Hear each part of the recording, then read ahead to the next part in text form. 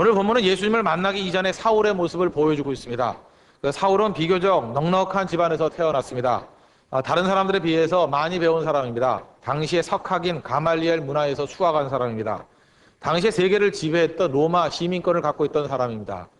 다시 말해서 사회에서 인정받는 탁월한 지성인이다 이렇게 얘기할 수 있습니다. 이것이 사울이 가지고 있는 겉모습입니다. 그런데 오늘은 우리가 살피고자 하는 내용이 이 사울의 겉모습이 아니라 그의 내면의 모습이 어떠했는가 그겁니다. 그리스도를 만나기 이전에 그의 내면의 모습은 어떠했는가? 그리스도를 만나기 이전에 지성인들이 가지고 있는 내면의 모습은 어떤 것인가? 그리스도를 만나기 이전에 보통 사람들의 내면의 모습은 어떤 것인가? 그걸 살펴보도록 하겠습니다. 1절의 말씀을 통해서 사울의 내면의 상태를 알 수 있습니다. 내면의 상태가 어떻습니까? 여전히 위협과 살기가 등등하여. 영어 성경 보니까 breathing out, murderous threats 이렇게 되어 있습니다. 그러니까 살인의 욕망으로 인해서 적의를 품고, 어떤 건지 알겠죠? 그 속에 뭐가 있어요? 살인의 욕망이 있다는 것입니다. 죽이고자 하는 마음이 그 마음 가운데 있더라는 거예요. 우리 젊은이들 가운데 오고 가는 그 메일 가운데 뭐 이런 얘기를 제가 들어본 적이 있습니다. 어떤 사람이 교도소에 들어갔는데 교도소에 있던 한 죄수가 탈옥을 했답니다. 그 교도소에 들어갈 때 이렇게 사진들 찍잖아요. 각도를 달리해서 찍은 사진. 한 사람을 놓고 4장의 사진을 찍었답니다. 정면 사진, 뭐 옆 사진, 뭐 45도 각도, 뭐 이런 식으로 찍었겠죠. 그래서 이 사람이 탈옥을 했으니까 잡으라고 전국 경찰서와 파출소에 이 사진을 다 돌렸답니다. 그런데 한참 있다가 어떤 지방에 있던 경찰에게서 메일이 왔더라는 거예요. 사진 잘 받았습니다. 결과를 알려드리겠습니다. 체포에 불응하는 4명을 모두 사살해버렸습니다. 보고했다라는 거예요. 안 웃기는가 보죠? 나 이거 되게 웃겼던데? 한 사람 사진을 4장을 보냈는데 4명을 죽였다라는 거죠. 저는 이 얘기, 이게 뭐 유머라고 또 썰렁한 유머, 아주 굉장히 그 차디찬 유머지만 이런 유머들을 가지고 서로 그 얘기를 나눈다는 걸 통해서 젊은이들의 의식 상태를 제가 알 수 있었습니다. 무슨 얘기예요? 어떤 사람을 죽이는 문제에 있어서 확인 절차도 안 밟고 살리겠다는 마음도 없고 그냥 죽이겠다는 마음이 있으니까 이런 일이 벌어지는 거 아니겠습니까? 이건 만들어낸 얘기지만 이런 정신 상태가 아니겠습니까? 젊은이들이 많이 하는 게임 같은 걸 봅니다. 게임의 주 내용이 뭡니까? 다 죽이고 파괴하는 뭐 그런 내용들입니다. 그런 게임들이 많이 팔리는 이유가 무엇입니까? 사람들의 마음 가운데, 이 젊은이들의 마음 가운데 이런 죽이고자 하는 본능이 있다는 거예요. 죽이고자 하는 열망이 있다는 것입니다. 그리스도를 만나지 못했을 때 마음의 상태는 한마디로 얘기해서 생명에 대한 분노심이 있습니다. 그것이 남을 향할 수도 있고 그것이 자기 자신을 향할 수도 있습니다. 우리 인터넷 웹사이트한테 들어가 보면은 마치 겉으로 볼 때는 굉장히 교회를 생각하는 것 같습니다. 그리스도를 생각하는 것 같습니다. 그런데 그들이 하는 일들이나 이거 글들 내용들을 보면은 성도가 무너지는 것을 즐기고 있습니다. 교회가 무너지는 것을 즐기고 있습니다. 사회가 무너지는 것, 국가가 무너지는 것을 은근히 즐기고 있는 모습을 보게 됩니다. 말로는 걱정하는 척이에요. 그런데 뭐 잘됐다, 부흥했다 이런 데 관심도 없고 누가 이렇게 스캔들이 있다, 뭐 무너진다, 깨진다, 어려움이 있다 그러면 그 한꺼풀만 딱 벗겨보면 그 안에 희희낙낙하는 즐기는 태도가 있다니까요. 그게 바로 무엇입니까? 살인하고자 하는, 죽이고자 하는 세력과 함께 움직이는 그 사람들의 모습이라는 것입니다. 여러분, 인간 최초의 그 살인이 가인의 살인 아닙니까? 가인의 살인을 보면 우리 겉으로 볼 때 이런 얘기를 합니다. 하나님께서 아벨의 제사는 받으시고 가인의 제사는 받지 않으셨기 때문에 이 살인하게 되었다. 겉으로 드러난 겁니다. 근데 그 내면의 세계를 좀 분석해 보면 창세기 4장 7절에 이런 말씀이 납니다. 이미 살인하기 전입니다. 내가 선을 행하면 어찌 낯을 들지 못하겠느냐? 선을 행치 아니하면 죄가 문에 엎드리느니라. 그러니까 그의 삶 가운데 악함이 있었다는 거죠. 그러고 난 다음에 하나님께서 가인의 내면의 세계를 들추는데 이렇게 얘기합니다. 죄의 소원은 내게 있으나 죄의 디자이어가 있다는 거예요. 그의 마음 가운데 이미 죽이고자 하는 죄의 디자이어, 소원이 있다는 것입니다. 그러나 뭐라고 말씀하십니까? 너는 죄를 다스릴지니라. 그 죄에 대한 열망이나 소원을 갖다가 이렇게 컨트롤하지 않으면 큰 문제가 있다. 그 얘기 아니에요? 근데 가인은 어떻습니까? 그 마음속에 있는 죄의 소원을 컨트롤하지 못하고 그 다음 절 4장 8절 보니까 그 아우 아벨을 쳐 죽이니라. 그러니까 아벨을 죽이는 살인 사건이 있기 이전에 그의 마음 가운데는 살인하고자 하는 욕망이 그를 지배했다는 것입니다. 실제로 그리스도를 만나기 이전에 모든 사람들 보면 다 파괴 본능이 있고 살인 본능이 있습니다. 그게 삶 가운데 뭘 다 부숴 없애보겠다는 그런 마음들이 있다는 거예요. 그게 그리스도를 만나기 이전의 마음의 상태입니다. 오늘 이 자리에도 예수 처음 믿기 위해서 나오신 분들이 있죠. 여러분들 얼마 전까지 여러분의 마음이 그런 상태 아니었습니까? 알 수 없는 분노가 있습니다. 알 수 없는 생명에 대한 분노가 있습니다. 파괴하고 싶은 분노가 있습니다. 그게 그리스도 만나기 이전에 모든 인간의 상태라니까요. 우리 조선시대 아줌마 같은 분들 있지 않습니까? 아주 조용하고 뭐 물어보면 대답도 뭐 들리는지 안 들리는지 뭐 괜찮아요. 뭐 이런 분들 있지 않습니까? 그런 분에게 우리 가가지고 좀 자신만만하게 말씀을 증거합니다. 전도하려고 합니다. 몇 마디 하면 그냥 갑자기 말패 아줌마로 변화가 돼버립니다. 안 믿겠다니까 나가! 그러면서 막 소금 뿌리고. 그런데 우리 느끼는 게 뭡니까? 저 안에는 또 다른 본질이 하나 있구나. 그죠? 이 살인하고자 하는 생명에 대한 분노하는 마음이 있구나. 그걸 깨닫게 되지 않습니까? 그런 걸 우리가 그리스도를 만나기 전에 모든 사람의 상태를 우리가 이해할 줄 알아야 된다는 것입니다. 속에 있는 분노를 감당을 못해가지고 그게 파괴적인 모습으로, 공격적인 모습으로 사람들 가운데 이렇게 보이게 드러나게 된다는 것입니다. 우리 사도 바울이 회심하게 된 사건이 사도행전 9장에도 한번 나오고 22장에도 한번 나오고 26장에도 한번 나옵니다. 똑같은 기사가 3번 나오기 때문에 되게 내용이 같습니다. 같은데 26장 14절에 보면 이 9장에 없는 내용이 보충적으로 나와 있는 내용이 있습니다. 우리가 다 땅에 엎드러짐에 내가 소리를 들으니 히브리 방언으로 이르되 사울아 사울아 내가 어찌하여 나를 핍박하느냐. 여기까지는 똑같아요. 근데 그 다음 구절이 추가되어 있습니다. 가시채를 뒷발질하기가 내게 고생이니라. 가시채를 뒷발질하기가 내게 고생이니라. 이 말씀이 26장에만 있습니다. 그러니까 사도 바울이 예수님 만나기 이전에 그의 마음의 상태, 그의 행동의 상태가 뭐였다는 거예요. 가시채를 뒷발질하기에 고생인 인생. 그런 인생 살았다는 것입니다. 제가 이틀 전에 부산에서 영화를 봤습니다. 집회 갔다가 낮 시간에 거기 목사님과 함께 영화를 봤습니다. 영화 본 제목이 내 생의 가장 아름다운 일주일. 정말 긴 제목이었습니다. 외울 수가 없어서 써갖고 왔는데 내 생의 가장 아름다운 일주일. 난 도대체 영화를 보면 무슨 내용을 알아야 돼. 무슨 내용인지 모르겠어요. 주연이 누군지, 조연이 누군지, 메인 플롯이 뭔지, 서브 플롯이 뭔지 하나도 모르겠어요. 하나도. 7명의 커플이 일주 동안 나와서 뭐 이것저것 하다가 뭐 그러는 얘기예요. 근데 이게 처음부터 주의 집중하면서 봐야지 내용을 아는데 저는 또 영화보다 자는 은사가 있기 때문에 가끔 시작 좀 자다가 중간에 니까 잘 모르겠더라고요. 그래서 뭐 흐름은 잘 모르겠습니다. 하여튼 간에 그냥 좋은 영화입니다. 영화를 봤는데 다른 거는 잘 기억이 안 나는데 거기에 이제 인상적인 장면이 나와요. 이 다혈질 기질의 형사 황정민이 나오고 그다음에 또 제가 그 눈빛을 좋아하기 때문에 좋아하는 그 여자 배우가 있는데 당당한 성격의 도도한 여의사로 나오는 엄정화가 나옵니다. 엄정화. 엄정화 때문에 잠에서 깼습니다. 그래서 이걸 찾아봤는데 그 앞뒤 얘기는 잘 모르겠는데 뭐 형사가 이렇게 그 여자 앞에서 무릎 꿇고 있는 걸 사진을 살짝 찍었는가 봐요. 그래가지고 그걸 사진을 그 전화기로 휴대폰으로 이렇게 전송을 해준 겁니다. 그걸 받았는데 이 다혈질 형사가 그걸 보자마자 차에 타고 있다가 너무 화가 나니까 그죠? 이 지나가던 차를 갖다가 세우고 거기서 내렸어요. 전봇대를 향해서 날아가가지고 전봇대를 발로 막 차는 거예요. 그냥 오른발 왼발로 막 차는 거. 그래서 저는 확실히 목사인가 봐요. 그 전봇대를 차는 모습을 보면서 성경 말씀이 생각이 나는 거예요. 그죠? 가시채를 뒷발질하기에 고생이 많다. 그런 생각이 나더라고요.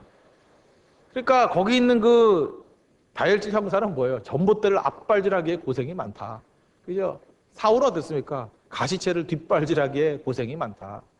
우리 지금 그러고 살고 있지 않습니까? 자기 딴에 뭘 한다 그래요. 열심히 한다 그래요. 근데 열심히 발길질하는 인생이에요. 뒷발질하는 인생이라고요. 여러분 전봇대를 막 발로 차면은 전봇대가 아프겠습니까? 자기 발이 아프겠습니까? 자기 발만 아픈 거예요. 여러분 잘 보세요. 이렇게 전봇대를 차는 사람들을 보면서 우리가 느끼는 게 뭐예요? 전봇대를 차니까 저 사람은 뭐 거기서 얻는 유익이 있을 것이다. 뭐 저 사람 왜 저러나 그거보다 더 중요한 게 뭐예요? 그 사람이 마음의 상태죠. 마음에 분노가 있다는 거예요. 마음에 무질서가 있다는 거예요. 마음에 어마어마한 갈등이 있다는 것입니다. 지금 예수님께서는 사울의 상태를 정확히 파악한 거예요. 그의 마음속에 disorder, 그죠? 완전한 무질서, 그죠? 완전히 깨진 모습들, 그걸 발견한 것입니다. 그게 그리스도를 발견하기 이전에, 그리스도를 만나기 전에 모든 사람의 모습이라는 거예요. 저는 지성인들을 바라볼 때도 그런 생각을 하게 됩니다. 예를 들어서 어떤 철학을 한 사람이 있습니다. 철학 박사고 뭐 공부 많이 한 사람입니다. 그죠? 뭐 김시성을 갖고 어떤 교수는 뭐 텔레비전에 나와가지고 밤낮 교회를 공격하고 예수를 공격하고 그죠? 기독교를 공격하고 맨날 그러지 않습니까? 저는 그런 생각을 해봐요. 저 사람 속엔 도대체 뭐가 있나? 여러분 잘 보세요. 그 안에 질서가 있다 그러면요. 그렇게까지 분노할 리가 없습니다. 그런데 이상하게 교회를 공격하고 예수님을 공격하고 자꾸만 그러는 이유가 뭐예요? 그 안에 분명히 갈등이 있기 때문에 그래요. 그 안에 무지무지한 공허함이 있기 때문에 그래요. 그러니까 막 그렇게 폭발식으로 나오죠. 그러지 않으면 그렇게 폭발적으로 그렇게 나올 수가 없다니까요. 뭐 때문에 그러겠습니까? 자기 관심이 안 갖는 분이라면. 그 얘기는 무슨 얘기입니까? 그냥 가시채를 뒷발질하기에 수고가 많다. 고생이 많다. 그렇게 이해할 수밖에 없다는 거예요. 어떤 사람은 과학을 공부했습니다. 그럼 과학을 가지고 하나님께서 만드신 온 우주 만물의 창조 질서를 발견해내는 것. 그 얼마나 중요한 것입니까? 그건 안 하고 그죠? 이게 띄엄띄엄 말도 안 되는 논리적인 비약이 있는 진화론 그런 거를 증명하겠다고 막 외쳐대면서 맞다고 소리 질러대면서 막 그러는 모습을 보면 느끼는 게 뭐예요? 가시체를 뒷발질하게 수고가 많다, 고생이 많다. 그거 느끼지 않아요? 어떤 사람은 신학하는 사람도 그런 사람이 있습니다. 신학이란 게 뭡니까? 하나님의 말씀을 증거하는 것을 돕고 하나님을 드높이는 학문 아닙니까? 근데 신학을 하면서 교회 하나님이 죽었대요. 신학을 하면서 그리스도의 구원의 유일성을 부인해 버려요. 참 그 모습도 바라보면서 아니 도대체 다른 학문도 아니라 신학을 하면서 하나님의 학문을 하면서 어떻게 저럴 수가 있나? 그 느끼는 바가 뭐예요? 저 안에 어떤 갈등과 어떤 분노가 있으면 저럴까? 가시체를 뒷발질하게 수고가 많다, 고생이 많다 그런 느낌 아니에요? 우리 젊은이들도 마찬가지입니다.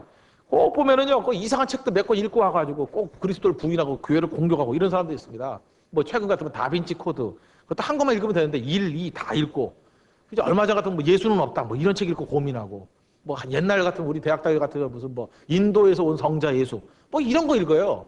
꼭 읽으라는 좋은 책은 안 읽어요. 울어야 산다 이런 건 안 읽고 꼭 이런 거 읽고 난 다음에 꼭 고민하고 와가지고 뭐 예수님이 어딨냐느니 지금 음모론이라느니 뭐 이게 사실이 아니라느니 책 몇 권 읽지도 않아 놓고요.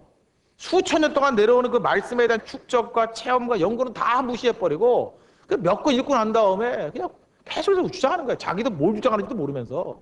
그런데 느끼는 바가 뭐예요? 가시체를 뒷발질하는 게 수고가 많다. 그죠? 참 고생이 많다. 이 그리스도 만나기 전에 다 그런 인생을 산다는 것입니다. 그죠? 그냥 헛된 인생 살아요. 헛된 인생. 자기는 자기 인생을 산다고 생각하는데 사실은 그렇지 않습니다. 뭐에 이렇게 붙잡혀서 살아가는 거예요. 그의 마음 가운데 용서하지 못하는 마음, 미움의 영이 그를 붙잡고 갑니다. 반역의 영이 그를 붙잡고 갑니다. 압살롬의 영이 그를 붙잡고 갑니다. 그리고 자기는 자기가 산다 그러는데 아닙니다. 돈에, 물질에 붙잡혀 사는 사람도 있어요. 예수님께서 마태복음 6장 24절에 말씀하시기를 너희가 하나님과 재물을 겸하여 섬기지 못하느니라 그랬습니다. 근데 여기서 하나님과 재물 그럴 때 원어는 만몬으로 돼 있어요. 만몬. 만몬에 이 만몬이 이게 대문자로 나옵니다. 무슨 얘기예요? 인격적인 신이라는 거예요. 리차드 포스터의 돈, 섹스, 권력이라는 책이 옛날에 있었죠. 거기 보면은 그 돈에 관한 파트에서 뭐라고 합니까? 돈은 만몬인데 인격적인 신이라는 거예요. 그래서 우리 가운데 많은 사람들이 돈 앞에 그렇게 무력한 이유가 뭐냐? 인격적인 신적인 권세가 있기 때문에 그렇다는 것입니다. 그래서 돈 앞에 인간을 조종하는 힘이 있습니다. 그래서 돈 앞에서 돈신 앞에서 인간이 신앙의 초점을 상실해버리고요. 신앙의 감격을 상실해버리고 하나님을 대적하게 되는 것입니다. 이 돈신에 사로잡혀서 끌려가는 인생이잖아요. 또 어떤 사람이 있느냐? 편견과 전통에 사로잡혀 살아가는 사람들이 있습니다. 선입견으로만 살아가는 사람들. 자기는 이걸 믿음인지 알아요. 고집인데, 선입견인데. 그러면서 끝까지 그거 붙들고 변화가 되지 않습니다. 그래서 하나님 교회를 어렵게 만든 사람도 있잖아요. 제가 어떤 집회를 나가보니까 그래요. 저는 예배를 시작했는데 빨리 예배 시작 안 하네요. 그래서 뭐에 저러나 그랬더니 종을 안 치대, 종. 종을 땡 쳐야 예배가 시작인지 알아요. 그 옛날에 종이 있었나? 이거 뭐 칠 게 없잖아요. 우리는 아무것도 없어가지고. 그죠? 종을 쳐야 예배를 시작한다는 생각을 갖고 있어요. 그러니까 뭐 종 안 치면 예배가 아니래요. 지금 예배 한참 시작했는데. 그거 뭐예요? 편견이죠. 그 다음에 또 가운이 입는 거. 성가대가 가운이 입는 거. 제가 원래 자랐던 모교에서는요. 성가대 가운은 아무나 안 입혔습니다. 연습을 6번 나와야 그 다음에 가운을 입혔어요. 그래서 막 열심히 나오다 6번째 나오면 이제 가운 착복식까지였어요. 성가대 대장이 나서 딱 입혀주면 막 어떤 애는 막 눈물을 흘리고 막 드디어 내가 성가대원이 됐어 그러고. 웃기는 얘기 아니에요. 성가대 가운이 왜 만들어진 건지 알아요? 우리 뭐 가운도 없죠. 그죠? 얼마나 예쁘게 입고 다녀요. 산업혁명 이후에 워낙 가난한 사람들이 성가대에 섰는데 너무 이게 막 살이 드러나고 막 그러더라는 거예요. 그래서 민망해서 그걸 가리려고 입었던 게 가운이에요. 가운. 가운은 자랑하고 권위의 상징도 아니라 부끄러움을 가리는 거예요. 남루함을 가리는 그 목적이었다고요. 근데 그 시간이 지나다 보니까 그게 권위의 상징이 되고 이제 그걸 주장하고 가운 안 입으면 마치 안 되는 거냐. 가운 입은 사람은 정식 성가대원이고 안 입은 사람은 뭐 육두품 성가대원이고 뭐 이런 식으로 나누니까 문제가 되는 거죠. 그죠? 왜 차별이라고 차별하기는. 여러분 만두 장사가 제일 듣기 싫어하는 소리가 뭔지 알아요? 속 터진다요. 정말 제가 만두 장사의 심정을 갖게 돼요. 속 터지겠어. 속 터져 이런 소리 보면. 그죠? 속 터지지 않아요 진짜? 편견에 사로잡혀 전통에 사로잡혀가지고 말도 안 되는 얘기들. 여러분 잘 보시죠. 내가 이렇게 장황하게 서로를 얘기하는 이유가 뭐예요? 그리스도를 만나기 이전에 우리 속에는요 살인의 욕구가 있다니까요. 파괴의 욕구가 있다니까요. 공격적인 욕구가 다 있습니다. 누구나 다 그래요. 누구나. 그리고 뭘 열심을 낸다 그러면 그 열심 내는 자체가 뭐예요?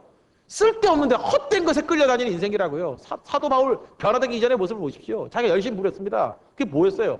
해방자요, 핍박자요, 포행자. 그걸로 드러나잖아요. 아무것도 아닌 모습으로 펄펄 뛰고 다녔는데 다메섹까지 가가지고 예수 믿는 사람 잡겠다 그러는데 그 자체가 뭐였어요? 의미 없는 열심이었잖아요. 그렇기 때문에 우리가 붙들어야 될 게 뭡니까? 우리가 정말 교회 사명이 뭐예요? 누구나죠, 누구나. 예수님 만나야 됩니다. 우리 3절, 4절, 5절 보십시오. 사울이 행하여 다메섹에 가까이 가더니 호련히 하늘로서 빛이 저를 둘러 비추는지라. 땅에 엎드려서 들음에 소리 있어 가라사대 사울아 사울아 내가 어찌하여 나를 핍박하느냐 하시거늘 대답하되 주여 누이시오니까 가라사대 나는 내가 핍박하는 예수라. 여러분, 예수님 만나는 방법은 설교를 통해서 또는 예배를 통해서 성경 공부를 통해서 선교 체험을 통해서 다양하게 만날 수 있습니다. 예수님 만나는 방법을 갖다가 천편일률적으로 획일화시키는 것은 옳지 않습니다. 사람마다 틀려요.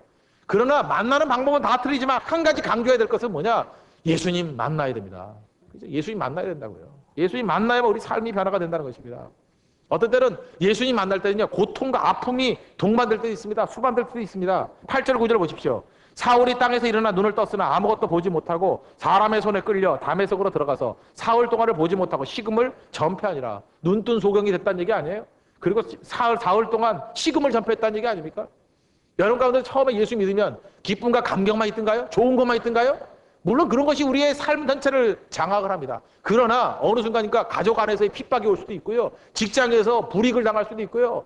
우리 사회 속에서 배척을 당할 수도 있습니다. 불이익이 왜 없어요? 어떤 때는 고통과 아픔이 다 있다고요. 왜 그렇습니까? 과거의 삶을 끊어버리는 과정이기 때문에 그래요. 내 삶에서 성장을 위한 성장통입니다. 궤도를 바꿀 때 오는 충격과 똑같은 거예요. 그래서 삶에 충격이 있습니다. 그러나 예수님 만나야 됩니다. 예수님 만나야만 진정한 하나님 백성으로서의 능력과 또 새로운 삶이 시작될 수 있다는 것입니다. 그러므로 왜 교회 와가지고 이게 출석 열심히 한다, 또는 뭐 와가지고 뭐 성경책 들고 다닌다, 또 자동차 뒤에다가 뭐 물고기 마크 붙이고 다닌다, 그게 중요한 게 아닙니다. 더 중요한 게 뭔지 알아요? 예수님을 인격적으로 만나야 그때부터 사울이 바울로 변했던 것과 마찬가지로 우리 삶에 파워가 나타나기 시작한다는 거예요. 꿈틀거리는 역사가 나타나기 시작한다는 거예요.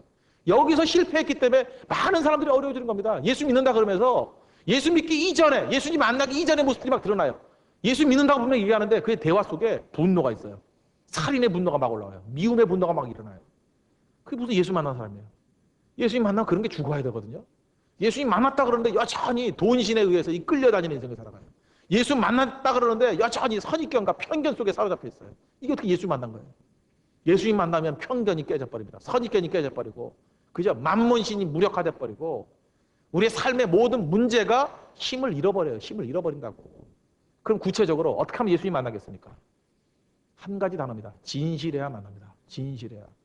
여러분, 예수님 당시에 바리새인이나 제사장들 예수님 만나주지 않았습니다. 이유가 뭐예요? 그들은 진실이 없었습니다. 항상 가면 쓰고 외식 가운데 나갔습니다. 가짜기 때문에. 예수님 가짜는 만나지 않습니다. 근데 예수님은 자타가 오기나 죄인이라 그러는 세리, 창기들 막 만났습니다. 이유가 뭡니까? 그들은 진실된 가지고 주님 앞에 나왔기 때문에 그래요. 진실된 가지고. 예수님이 우리를 만나실 때 우리가 얼마나 경건한가, 얼마나 완전한가, 얼마나 완벽한가, 얼마나 성숙됐는가, 그거 보지 않습니다. 만약에 우리가 성숙된 사람만 예수님 만난다 그러면 예수님이 이 땅에 오실 목적이 뭐예요? 오실 이유가 없죠. 죄인을 건져서 구원하기 위해서 오신 분 아닙니까? 병자를 고치기 위해서 오신 분 아닙니까? 완벽한 사람이 있어요. 로마서 보십시오. 의인 없나니 하나도 없다 그러는데. 그 완벽하다 하는 그 내용 자체가 뭐예요? 사기죠, 사기. 거짓말이지. 우리가 주님 앞에 진실됨으로 나아갔다 그러면 우리 다 미성숙하고요, 문제투성이고 다 깨진 모습일 수밖에 없다는 거예요. 우리에게 필요한 건 딱 하나입니다. 죄인에게 필요한 건 딱 하나예요. 진실됨. 진실됨 가지고 주님 앞에 나아가는 겁니다. 그거밖에 없어요. 우리가 예를 들어 보면은 우리가 새벽기도 안 하던 교회였습니다. 하나도 안 하고 새벽 침대에 했던 교회였는데 하나님께서 우리에게 은혜를 주셔가지고 새벽기도를 해야 되겠다는 마음을 가졌습니다. 그래서 한 400명쯤 모일 때 교회가 가장 시끌벅적이었어요. 뭐 구호 외치고 시끌벅적하고 우리 새벽기도 하는 교회다, 뭐 새벽이 능력이다, 뭐 난리 부려봐서 그랬습니다. 그러다가 시끄러웠는데 그러다가 조금 시간이 지나가지고 이제 새벽기도가 그보다 훨씬 더 많이 나옵니다. 그래서 새벽기도의 능력이 우리 삶에 뿌리를 내렸어요. 뿌리를. 하나님과의 만남이 일상화돼 버렸다고요. 그러니까 조용해졌어요. 조용해지면서 출석하는 사람 숫자는 더 많아지고 기도도요, 조용히 기도하는데 1시간 넘게 기도하고 자기의 삶에 문제가 있을 때 기도로 문제를 해결하는 능력을 갖춘 사람들로 변화가 돼요. 그러니까 새벽 기도의 능력이 일상화된 사람은 이제 시끄럽지 않아요. 조용히 문제를 다 해결하더라는 거예요. 근데 하나님과의 만남이 일상적이지 않으니까 자꾸만 시끄러워지는 겁니다. 우리가 자꾸만 수를 말하고 크기를 말하고 양을 말하는 이유가 뭐예요? 하나님 만나지 않았기 때문에 그래요. 하나님 만나는 그런 진짜 만나는 참 진짜면요, 크기로 말하는 게 아니에요. 사랑은 크기로 말하는 게 아닙니다. 깊이로 말하는 거지. 근데 지금 우리의 남아있는 용어들이 다 뭡니까? 다 크기 얘기예요. 크기 얘기. 그 얘기는 무슨 얘기죠? 아이러니컬하게도 우리에겐 진짜가 아니었다라는 거예요. 진짜 하나님 만나면 깊이를 얘기하게 돼 있습니다. 하나님께서 우리가 얼마나 성숙한지 얼마나 큰지 그거 묻지 않아요. 하나님 진짜 만나려면 진실함만 있으면 된다니까요. 진실함이 뭡니까? 있는 그대로 그대로의 모습이에요. 모르면 모른다 그러면 되는 거고요. 목마르면 예수님 목마릅니다 그러면 되는 거고, 좋으면 좋다 그러면 되고, 약한 것에 대해서 주님 내가 약합니다 그러는 거예요. 그게 진실함 아니 진실함? 하나님이 원하는 것도 진실함이고 세상 사람들도 원하는 것이 진실함입니다. 그러니까 아십니까? 사람이 진실함을 원해요. 지금 우리 교회 가운데 얼마나 진실을 버린 게 많이 있습니까? 지금 예를 들어서 교인들이 요구하는 거, 뭐 기대하는 바가 뭐냐? 예를 들어서 목사 그러면 목사는 어떻게 살아야 되느냐? 밤낮 읽는 건 성경밖에 안 읽어야 되고, 항상 생각하는 거는 말씀만 묵상해야 되고, 텔레비전 그런 거 하나도 안 보고, 운동은 왜 해요? 그냥 그 무릎 꿇고 기도하는 것으로 운동 대응하고, 앞뒤 반동과 좌우 반동으로, 그죠? 앞뒤 반동으로 기도하고 좌우 반동으로 찬송하다가 그래서 운동이 다 돼버려야 되고, 그죠? 신망해서 걸어 다니는 것이 운동이 다 돼야 되고, 그죠? 항상 거룩한 것만 생각하고 좋은 것만 생각하고, 그렇게 믿죠 여러분들? 교인들은 그렇지 않은 줄 알면서 그렇게 기대해 줍니다. 목사는 그렇지 않은 줄 알면서 그렇게 하는 척을 해요. 외식과 외식이 충돌하니까 전체가 외식이죠. 그렇지 않아요? 진실은 뭐예요? 다 인간이에요. 그렇게 못 삽니다. 그렇게 못 사는 거 똑같은 죄인이고, 다만 하나님 말씀을 맡아가지고 말씀을 증거했을 뿐이고, 내려서면 똑같은 죄인이에요. 하나님 앞에 나를 불쌍히 여겨주십시오. 나는 하나님 앞에 감당할 수 없는 죄인입니다. 그리고 서는 거 아니에요? 그게 진실이에요, 진실. 진실 앞에 서야 될 거 아니에요? 똑같습니다. 성도들도 여러분들이 믿지 않는 불신자들에게 여러분이 얼마나 완벽한 사람인지, 얼마나 여러분들이 성숙한 사람인지를 보여주는 걸 기대하는 거 아니에요. 그들도 압니다. 불신자들도 예수 믿는다고 여러분들이 뭐 하늘과 땅의 차이가 날 정도로 뭐 거룩하고 뭐 하늘 구름 위를 날아다니는 거 아니라는 거 다 알아요. 똑같이 먹고 사는 문제들이 아니에요. 똑같이 이 땅에서 넘어지고 깨지고 하는 문제가 있지 않습니까? 불신자들이 성도들에게 원하는 게 뭔지 알아요? 진실됨이라고. 우리는 가식 속에 살아가지만 저 사람들에게는 우리가 더 나은 거, 강한 그게 아니라 진실함이 있습니다. 그게 중요한 거 아니에요? 진실함? 진실함이 능력이죠. 성도는 뭔지 아십니까? 세상에 비해서 우리가 더 완숙하고 더 완벽하다 그걸 주장하는 게 아니라, 우리도 부족하고 연약하지만 궁극적인 목표를 향해서 걸어가는 존재다 그걸 보여주길 원하는 거예요. 이 땅이 다가 아니라는 것을 믿고 사는 존재다 그걸 보여주길 원하는 거라고요. 그래서 사도 바울은 빌립보서 3장 12절에서 이렇게 얘기합니다. 내가 이미 얻었다 함도 아니요 온전히 이루었다 함도 아니요. 자기 완벽하지 않다는 얘기잖아요. 얻었다 함도 아니고 이룬 것도 아니래요. 미완성이래요. 성숙도 아니래요. 오직 내가 그리스도 예수께 잡힌 바 된 그것을 잡으려고 쫓아가노라. 그리고 그 다음 절에 말하기를, 형제들아 나는 아직 내가 잡은 줄로 여기지 아니하고 오직 한 일, 즉 뒤에 있는 것은 잊어버리고 앞에 있는 것을 잡으려고 표대를 향하여 그리스도 예수 안에서 하나님이 위해서 부르신 부름의 상을 위하여 쫓아가노라. 그리스도인은 뭡니까? 다 이룬 종들이 아니에요. 뭔가 목표를 향해서 나아가는 종이라고요. 나아가는 종. 진실 때문에 성경은 뭐라 그래요? 나는 병자입니다. 나는 죄인입니다. 그걸 인정하는 거. 그게 진실됨이 출발입니다. 그러면 예수님이 만날 수 있습니다. 만나 주십니다. 예수님 만나면 그때부터 운동성이 생깁니다. 그 자리에 절대 머무르지 않습니다. 움직이기 시작해요. 주님 내가 이렇게 살아서는 안 되죠. 이 목에 하나님의 형상이 아니지 않습니까? 그리고 to the goal, 목표를 향해서, 그죠? 표대를 향해서 나아가는 그런 하나님의 거룩한 종이 된다는 것입니다. 그게 믿음입니다. 오늘은 뭘 하자 그런 얘기 아닙니다. 믿음의 본질을 얘기하는 겁니다. 우리가 지금 믿는다 하면서도 가짜 믿음이 많습니다. 가짜에 가짜. 전부 다 짝퉁 믿음입니다. 진짜가 뭐예요? 진실됨에서 시작해요. 진실됨. 그래 예수님 만날 수 있습니다. 예수님 만나야 핍박자 사울에서 복음 전하다 바울이 변화된 것과 마찬가지로 우리 3년차가 다 변화될 수 있다는 것입니다. 오늘도 하나님 앞에서 진실되게 서서 예수님 만나고 운동성이 생기고 목표를 향해서 표대를 향해서 나아갈 수 있는 믿음의 신실한 용되기를 축원합니다.